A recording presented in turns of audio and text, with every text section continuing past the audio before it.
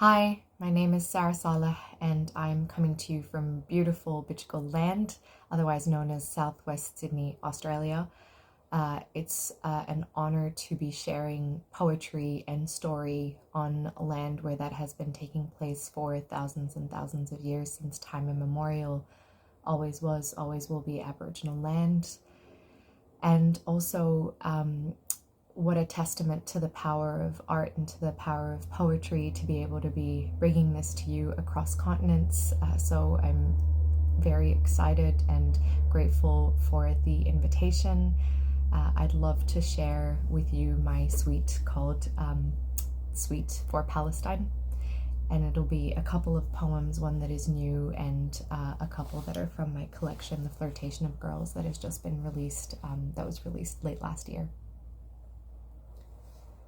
The first poem is called Say Free Palestine, and it's a little bit of a meditation to start us off, and it's a meditation after poet and activist, beloved poet and activist Sean Bonney. For I love you, say free Palestine. For snooze the alarm and snooze it again, say free Palestine. For I need the drink and hold the ice, say free Palestine. Enter your 6-digit PIN here and say free Palestine. For are you seeing someone? Say free Palestine. And for anything pumpkin spice, say free Palestine.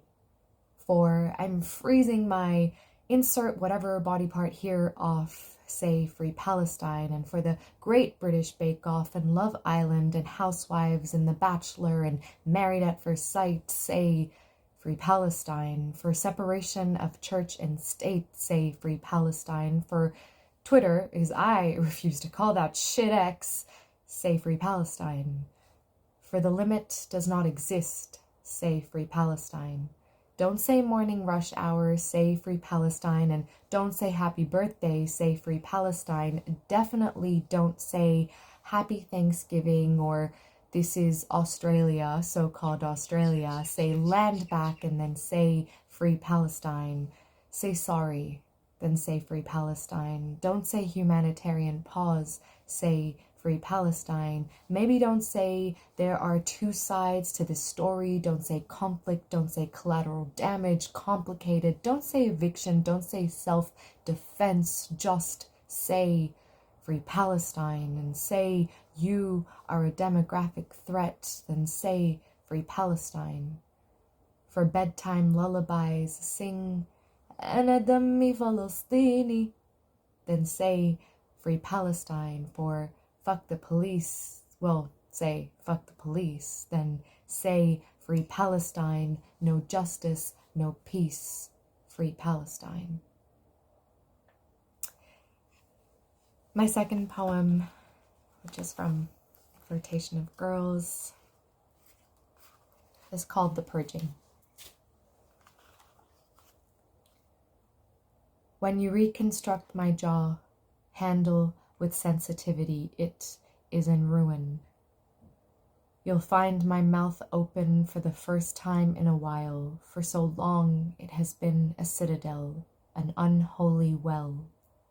A whale will come out. Don't be surprised if you happen upon other noises in there too. My father's praise, prayers for Gaza. Nesting in my throat, you may also detect the perfect English, the Arabic subtitles my mouth could never accommodate, and the taste of tears, clementines, and cardamom in the hinges. Baptize this mouth of the screams and the indignities when they came for us. Cleanse it of the abstinence, the ghosts of wedding vows that were never recited. As you rebuild, the words may appear in anarchy. Please, purge them from my mouth. I don't ever want to see them again. And that is my cat joining, echoing this poem. He obviously loves it. All right, just checking that Cappy's okay.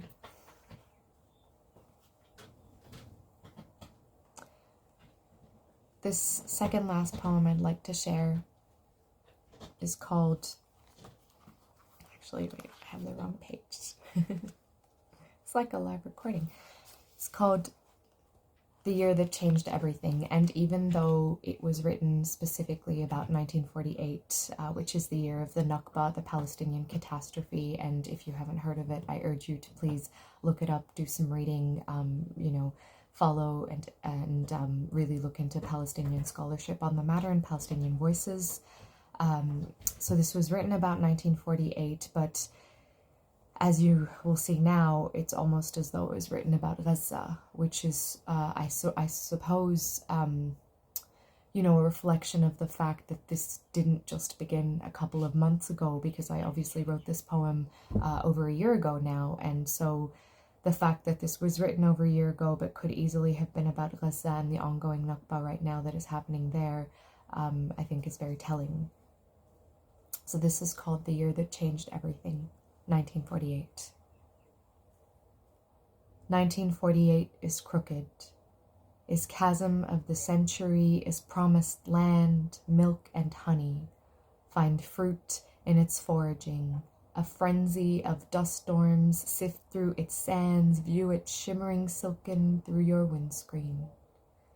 1948 is the Mediterranean, and its charred sky is the queerest city on this planet, is music, full blast, dizzying fun park ride, is ancient, don't you want to be free in this future utopia? Parade down the streets swaddled in your brightest rainbows. 1948 is stockpile of prickly pears and the poisonous eucalypts pleated across the vistas, and we, invasive species, a sting of wind passing in their flourishing and exit wounds stitched up expertly. No outcry for that, no outcry still.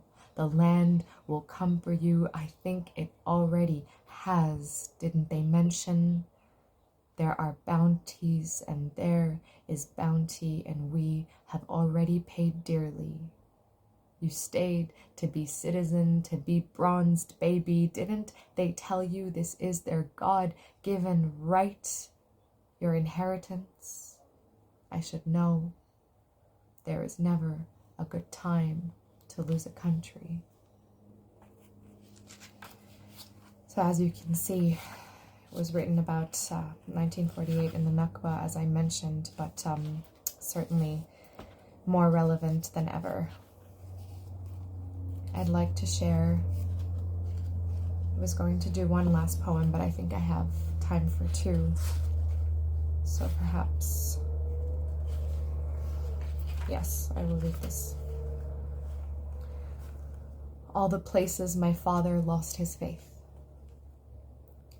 My father lost his faith at the stale fringes of the brown carpet in the apartment, at his 15-hour shifts, but always made it to bedtime, tended to us with his tales of Sinbad the Adventurer.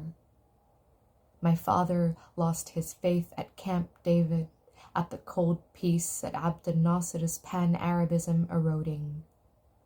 My father lost his faith at my grandfather's goodbye, begging us to go somewhere safer. My father lost his faith during delayed takeoff. He missed my grandfather's death by an hour. My father lost his faith in a country of men. He cried with the love reserved for son when all he had were daughters. My father lost his faith at the cafe, longing for the kind of cushery black tea that bathes each rib. My father lost his faith at his accent scratching its way out of his multilingual throat, at F-Tops, at Burger, at 100%. My father lost his faith at my 30th birthday dinner, red velvet, and his leukemia diagnosis delivered that day. At the hospital where the nurse kept missing the vein, his arteries recoiling with each tap. My father lost his faith at the windowless rooms, resplendent rows of pokies calling, a culling of fathers everywhere. My father lost his faith when we lost the house, an immigrant's downfall. Our last night in it, my father cried. His cries, little lonely fires, they cling to me like a legacy. I should have cut him in half. See what's eating at his rind, what parting of seas sutured him together, his want for a life of more. I think I was terrified of seeing him then. It would have been my first lesson in loving something that stopped knowing how to love me in return. And my last poem. There are no colonizers in this poem.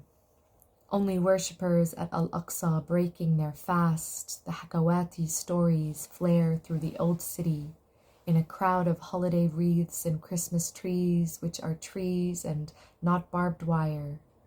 There are no colonizers in this poem, only the old man stringing and spiraling the cheesy knafe, orange blossom syrup caramelizing his beard. Another daughter returned from exile. Each arrival unclots his blood. There are no colonizers in this poem. The snow is unsentimental. The kids throw slush balls at each other. There is no rush to get to class, and if they truant, it's their choice. They're just doing what kids do. The frost-tipped tourists exit the Austrian hospice, hot chocolates warming their mittens. There are no colonizers in this poem. Only lovers in the back of cars, slipping out of towns and villages with no farewell or fanfare for a lick of the big city and their lovers' lips. There are no colonizers in this poem. Sparrows release breath in rhapsody. Commuters start their morning shifts or sleep in. They can expect to make it wherever. There are no colonizers in this poem. Water unsullied, clean enough to quench gardens and groves. Sons join their mothers and fathers and grandparents for dinners, and arguments are just arguments and not manifestos. There are no colonizers in this poem. There is only wild joy. We are all here. Shireen would be too, and Rushdie would be too, and Rifat would be too, and Heba would be too, They would all be here too. Thank you.